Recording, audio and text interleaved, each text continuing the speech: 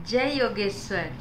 मैं रीना कुमारी सिंह श्रीमद् भगवत गीता के 12वें अध्याय में भगवान के द्वारा वर्णित धर्मामृतम के 36 गुणों में 13वां गुण अनुद्विग्नता के पहले एपिसोड के बारे में बताने जा रही हूँ। भगवान कहते हैं, तुझे पता है मैं किसके साथ शादी करता हूँ? यस्मानो द्विजते लोको लोकानो द्विजते चय। जो न किसी से उद्विग्न होता हो और न किसी को उद्विग्न करता हो। तब क्या तेरे पास अनुद्विग्नता है? यदि तू उद्विग्न होता होगा तो कैसे चलेगा, क्योंकि मैं अनुद्विग्न हूँ। कोई व्यक्ति अपने काम धंधे से बाहर से घर आए और पत्नी गाल फुलाया हुआ बैठे हो तो कैसा होगा? क्या इसे घर गृहस्थी कहेंगे?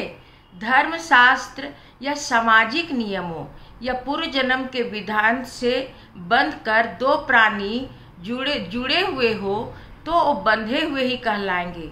बंधा होना एक बात है, एक रूप होना अलग बात है। भगवान कहते हैं, तू यदि मुंह फुलाकर बैठा होगा तो मुझे यह देखने के लिए तुमसे शादी नहीं करनी है। मैं न एकाकी रमते अकेला रमता नहीं। मैं तो एक मेवा द्वितीयम ब्रह्म, एक और अद्वितीय ब्रह्म हूँ और एकाकी रमते अकेला भी मौज करने वाला हूँ। इसलिए यदि तू मुझसे शादी करना चाहता है तो तुझे अनुद्विग्न होना पड़ेगा। जीवात्मा कहता है कि जिसका अंतःकरण उद्विग्न न होता हो उसका अंतःकरण यस्मानो द्विजते लोको लोकानो द्विजते चय। लोगों को उससे लोगों को तकलीफ नहीं होना चाहिए। जीवात्मा कहता है, भगवान मुझसे लोगों को कष्ट क्यों होगा?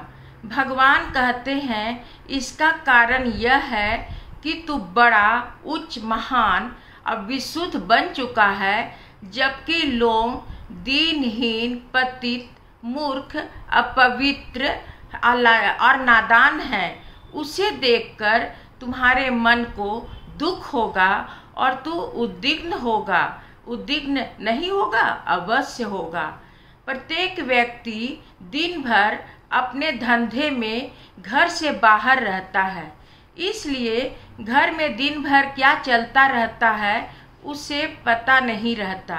रविवार को जब वह घर पर रहता है और भोजन करके आराम करना चाहता है तो बच्चे मस्ती करके सारे घर को सर पर उठा लेते हैं। क्योंकि उस पुरुष को उस उछल कूद से रस नहीं रहता, इसलिए वह परेशान हो जाता है। इसलिए भगवान कहते हैं कि इस विश्व में इसी तरह मूर्खों का उछल कूद चलते रहता है। जो सबको रुचता है वह भगवान को भी रुचता है, ऐसा समझना चाहिए। पर तुझे इसमें आनंद नहीं होगा और तुझे वे तकलीफ देंगे तो तू उद्विग्न होगा। तेरी उद्विग्नता को देखकर मुझे भी तकलीफ होगी, इसलिए तू मेरे साथ विवाह के चक्कर में मत पड़। मराठी भाषा में कहते हैं कि जिसे सब प्यार करते हैं, अर्थात जिसे सब प्यार करते हैं उसे भगवान भी प्यार करते हैं। तू सब लोगों को प्यार करता है, इसलिए तू मुझे अच्छा लगता है। साधक के लिए यह बहुत बड़ी बात है, लेकिन इस तरह का प्रयास होना बहुत कठिन बात है। विरले महापुरुष ही ऐसा होते हैं जिसे विद्वान, अविद्वान, श्रीमंत, गरीब और युवा वृद्ध जो सबको रुचता है।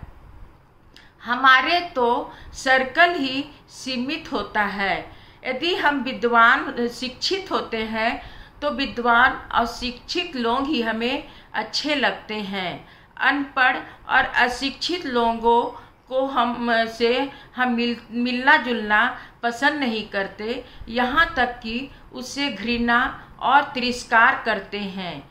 युवा वृद्धों को अवृद्ध युवा का तिरस्कार करता है, पर जो स्त्री पुरुष, विद्वान अविद्वान, वृद्ध युवा सभी को रुचता है, वह भगवान को प्रिय लगता है। साधक को अपने प्यार को व्यापक बनाना है, इसलिए वह सारे संसार को प्यार करता है। God is love and love is God. भगवान प्यार है, प्रेम है और प्रेम भगवान है। यहाँ लव का एल वर्ड कैपिटल बड़ा है, इसलिए लव का एल बड़ा को विश्व वैश्विक बनाना है। यदि यह एपिसोड अच्छी लगी हो तो लाइक और सब्सक्राइब अवश्य कीजिए। धन्यवाद।